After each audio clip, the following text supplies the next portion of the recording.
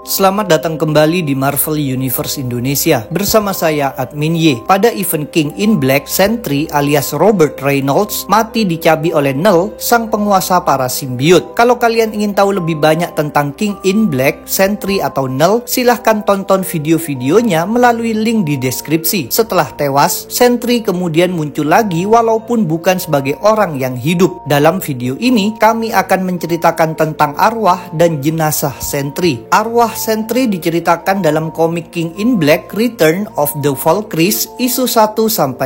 Dia berada di orbit bumi bersama Jane Foster yang kini telah menjadi Valkyrie. Tugas Valkyrie memang adalah memandu arwah menuju alam baka. Itulah sebabnya kini Jane menemui Sentry. Kalau kalian ingin tahu bagaimana Jane menjadi Valkyrie, silahkan tonton video kami yang berjudul War of the Realms bagian 8. Kepada Jane, Sentry mengungkapkan bahwa ketika dirinya dibunuh Null, dia melihat kilasan masa lalu, yaitu ketika dulu dia melontarkan lelucon yang membuat istrinya yang bernama Lindy tertawa. Kemudian Sentry mengaku merasa kecewa pada dirinya sendiri. Sentry bertugas mengalahkan Null, tapi dirinya malah mati, sedangkan Null sendiri masih hidup dan terus menjadi ancaman. Sentry merasa telah gagal. Jane pun berusaha menghiburnya. Jane bilang yang paling penting bukanlah momen kematian, melainkan segala yang dia perbuat dalam kehidupan. Pada akhirnya, Jane memberitahu Sentry bahwa sudah tiba waktunya bagi Sentry untuk berangkat menuju alam baka. Dengan menunggangi kuda terbang bernama Mr. Horse, Jane membawa Sentry meninggalkan orbit bumi memasuki alam antara kehidupan dan kematian yang berupa kekosongan yang terang. Sayang sekali perjalanan mereka tidak berlangsung mulus. Sebelum tiba di alam baka, mereka dihalangi sesuatu, yaitu mayat satu Celestial tanpa kepala. Kalian ingin tahu tentang Celestial? Kami sudah pernah membuat videonya. Mayat Celestial itu tidak diam saja, melainkan memunculkan prajurit bersenjata. Demi mengatasi rintangan ini, Jane memutuskan turun dari Mr. Horse dan menerjang para prajurit itu dengan mengandalkan undrian, yaitu senjata yang bisa berubah menjadi berbagai macam benda, misalnya menjadi pedang, rantai, atau gada. Prajurit Celestial hancur berkeping-keping terkena tebasan pedang undrian. Tak disangka dalam segala kepingan itu ternyata tersimpan banyak sekali arwah manusia. Jane Foster bisa merasakan berbagai kehidupan dan kematian orang-orang tersebut. Ini membuat Jane menyadari sesuatu. Para prajurit ini sebenarnya adalah arwah yang telah jatuh dalam pengaruh mayat Celestial. Kini arwah Sentry ikut menjadi sasaran agar bisa dirusak. Maka Jane menyuruh Mr. Horse melanjutkan perjalanan membawa Sentry. Tetapi Mr. Horse tidak mau meninggalkan Jane sendirian. Sentry menunjukkan sikap serupa. Walaupun telah mati, dia ingin berjuang memberikan bantuan. Sayang sekali situasi justru semakin buruk. Mayat Celestial mengeluarkan sulur yang menjerat dan menarik Sentry. Kejadian ini membuat Sentry merasa kesakitan. Dia sontak heran bagaimana bisa merasa sakit, padahal dirinya adalah arwah. Setelah Sentry dihisap oleh Celestial, Jane Foster tentu berniat membebaskannya. Jane mengubah undrian menjadi rantai dan berusaha menarik Sentry. Upaya ini berujung kegagalan. Tak disangka Jane justru mengeluarkan orang lainnya, yaitu Valkyrie bernama Runa yang terjebak di dalam Celestial selama berabad-abad. Jane bersama Runa dan Mr. Horse lalu memutuskan pergi menjauhi Celestial. Mereka berangkat menuju Valhalla untuk memikirkan langkah apa yang harus dilakukan berikutnya. Di Valhalla, Jane berdiskusi dengan seorang Valkyrie lainnya bernama Brunhilde. Begitu mendengar tentang mayat Celestial tanpa kepala, Brunhilde pun bercerita kepada Jane. Dahulu kala pada masa awal penciptaan semesta yang merupakan kosmos ketujuh, Null pernah bentrok dengan para Celestial. Dia berhasil memenggal satu Celestial. Kita sebut saja namanya Bayu. Kepala Bayu sempat dimanfaatkan oleh Null sebagai bengkel sebelum akhirnya ditinggalkan. Kini kepala Bayu menjadi tempat yang disebut Nowhere. Kalian ingin tahu tentang Nowhere atau siklus penciptaan semesta? Kami sudah pernah membuat videonya. Sementara itu mayat Bayu tanpa kepala terlupakan. Di dalamnya arwah Bayu menjadi terpecah dan terkurung, lalu terombang-ambing dalam ruang dan waktu hingga berada di alam antara kehidupan dan kematian. Karena dibunuh oleh Null, Bayu menjadi terhubung dengannya. Dalam koneksi ini, Bayu menghisap dan mengurung arwah orang-orang yang dibunuh Null serta menyalurkan energi pada Null. Demi membebaskan para arwah termasuk Sentry, Jane Foster harus memutus koneksi tersebut melalui suatu ritual. Jane tidak bisa melakukan ritual tersebut sendiri. sendirian. Maka dia meminta bantuan dua wanita lainnya, yaitu seorang Asgardian bernama Hildegarde dan Mirage alias Dani Moonstar, yaitu seorang mutan yang pernah menjadi Valkyrie. Sementara itu di mayat Bayu, Sentry sedang terjerat, sedangkan Bayu berusaha membuat Sentry jatuh dalam pengaruhnya. Tetapi Sentry tidak mau menyerah. Walaupun tak bisa pergi kemana-mana, Sentry terus berjuang dengan keras. Pada akhirnya, sesuai rencana, Jane Foster bersama Hildegarde dan Dani Moonstar mulai melaksanakan ritual. Ini tidak mudah sebab Bayu memberikan perlawanan. Bayu menciptakan pedang hitam dan menyerang mereka. Dengan sigap, Jane membentuk Undrian menjadi perisai dan berjuang menahan pedang tersebut. Untungnya ada bantuan dari Runa. Dengan bersenjatakan kapak Yanbjorn, Runa menghancurkan pedang hitam Bayu. Meskipun begitu, baku hantam belum berhenti. Bayu memunculkan prajurit dan sulur untuk menjerat para hero. Situasi menjadi semakin ramai dengan datangnya pertolongan lainnya, yaitu lebih banyak Valkyrie termasuk Brunhilde. Dengan demikian terjadilah pertempuran pada mayat Bayu. Ujung-ujungnya walaupun mengalami kesulitan, para hero berhasil memutus koneksi Bayu dengan Null. Sedangkan Jane Foster membujuk Bayu untuk melepaskan segala arwah yang dia tawan. Jane menjelaskan bahwa perbuatan Bayu akan menentukan apa yang nanti akan dia alami. Jane meminta Bayu bersikap seperti dirinya. Dahulu Jane memiliki seorang putra bernama Jimmy. Sayang sekali Jimmy meninggal dalam kecelakaan mobil.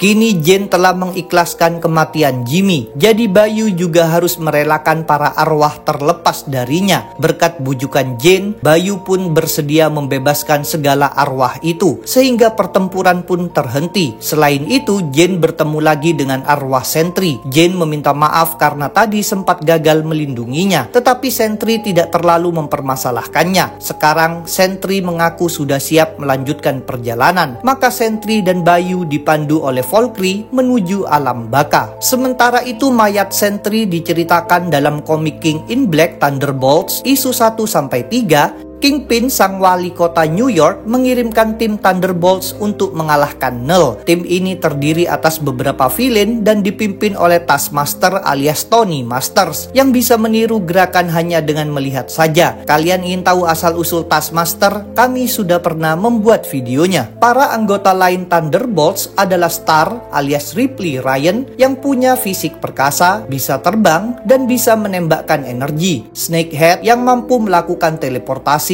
Batroc the Leaper yang sangat lincah dan jago melompat, Mr. Fear alias Lawrence Creston yang punya gas yang menimbulkan rasa takut serta bersenjatakan pedang, Rhino alias Alexei Sistevich yang punya fisik perkasa, serta Emperor yang memiliki senjata listrik. Para villain ini bersedia melaksanakan misi dari Kingpin sebab dijanjikan akan diberi bayaran. Selain itu, jika menolak, maka mereka akan dibunuh. Walaupun dibebani tugas yang sangat berat, Thunderbolts tidak benar-benar tahu bagaimana cara melaksanakannya. Kingpin hanya menyuruh mereka mendatangi seorang pria di Ravencroft, yaitu penjara sekaligus rumah sakit jiwa. Kingpin bilang pria tersebut tahu caranya, maka Thunderbolts pun berangkat berjalan kaki untuk menemui pria tersebut. Di tengah perjalanan, Thunderbolts kehilangan sebagian anggota. Snakehead tewas dimakan seekor naga simbiot bawahan Null. Emperor ditusuk sampai mati oleh Mr. Fear, sebab Emperor mengaku ingin kabur mengabaikan misi. Senjata listriknya kemudian digunakan oleh Taskmaster dan Batroc. Rhino melakukan hal serupa. Dia seenaknya pergi meninggalkan Thunderbolts, tapi nasibnya berbeda dari Emperor. Karena tubuh Rhino yang perkasa, para anggota lain memang tidak berani menyerangnya. Saat itu kota New York telah didatangi banyak sekali simbiot. Jadi Thunderbolts harus bekerja keras menyerang atau menghindari segala simbiot itu. Meskipun tidak mudah, pada akhirnya Thunderbolts tiba di tujuan, yaitu Ravencroft. Di sana mereka menemukan pria yang dimaksud Kingpin. Tak disangka pria itu ternyata adalah Norman Osborn. Kingpin memang telah mengangkat Norman sebagai direktur Ravencroft. Kini kepada Taskmaster, Norman menjelaskan cara mengalahkan Null. Thunderbolts tidak bisa bersantai lama di Ravencroft sebab seekor naga simbiot mendobrak masuk. Yang lebih buruk lagi, naga ini menyebarkan simbiot yang menyatu dengan para tahanan. Dengan demikian, Thunderbolts harus menghadapi banyak simbiot agar bisa keluar dari sana. Di tengah aksi ini, Star ingin para tahanan lain yang belum terkena simbiot dibebaskan. Sebenarnya Taskmaster tidak setuju, tapi ujung-ujungnya dia bersedia mengalah. Setelah keluar dari Ravencroft, Thunderbolts menaiki sebuah bis. Mereka sekarang ditambahi pula beberapa tahanan yang dibebaskan, yaitu Figment yang bisa menciptakan ilusi, Manbull alias William Torrance, Mr. Hyde alias Calvin Zabo, dan Grizzly alias Maxwell Markham yang sama-sama punya fisik super kuat, serta Full Killer alias Gregory Salinger yang tidak punya kekuatan super apapun. Di dalam bis, Taskmaster memberitahu Star sedikit bagian dari rencana Norman Osborn. Berdasarkan rencana ini, Star harus mencari seseorang. Maka Star terbang keluar dari bis dan berusaha melacak energi orang tersebut hingga dia mendeteksi suatu energi. Star tentu hendak mengabarkan temuannya pada Thunderbolts, tetapi terlebih dulu dia harus menolong mereka. Rupanya bis yang mereka naiki melaju di jembatan yang sudah terputus, sedangkan Thunderbolts terlambat mengerem. Akibatnya, bis tersebut akan meluncur jatuh ke air.